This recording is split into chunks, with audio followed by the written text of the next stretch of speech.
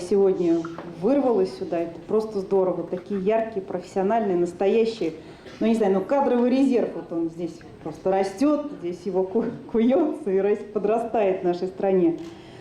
Здорово. И проекты такие интересные, про правду в СМИ, особенная боль, про регионы, про русский язык. Ну, не знаю, вы самые болючие темы такие затронули. И знаете, что я еще подумала? Не только, наверное, про поиск решений, ответов на вопросы мы сегодня собрались, но и про то, что вы ищете себя.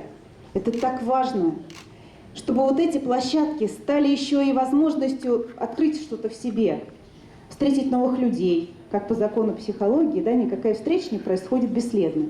Найти новых людей, найти новых друзей и открыть что-то новое в себе. Из вас вырастут новые общественники, может быть, руководители общественных организаций, а может быть, министры, политики, адвокаты, учителя, педагоги.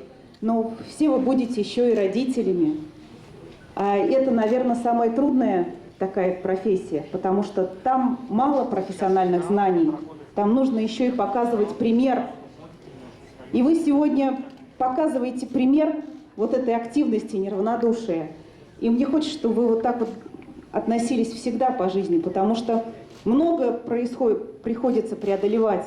И очень важно, чтобы вот эти мероприятия давали вам новые силы к правильным выборам. И в заключение мне хочется сказать, вы сейчас будете, да? Мне очень вспомнилась одна история, может быть, вы ее знаете, но просто она, наверное, вот про вас, да, про нас сегодня с вами. Сидел один слепой, перед ним была шляпа, и стояла табличка «Я слепой, помогите мне». Проходили мимо люди, и там было несколько монеток. Никто не помогал, не обращал на него внимания. Вдруг прошел один человек, увидел эту ситуацию и сказал ему: «Я тебе помогу», и забрал у него табличку. Он ее переписал, на следующее утро поставил ее перед слепым и ушел.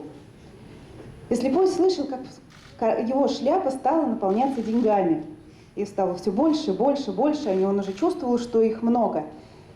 И уже к вечеру он услышал шаги вот этого человека, он узнал его по шагам и спрашивает: «Что же ты такое там написал, что так люди стали помогать и обратили на меня внимание?» Он сказал: «Я там написал, сейчас весна, а я не могу ее видеть».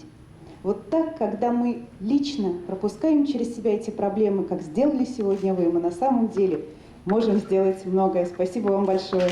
Спасибо большое.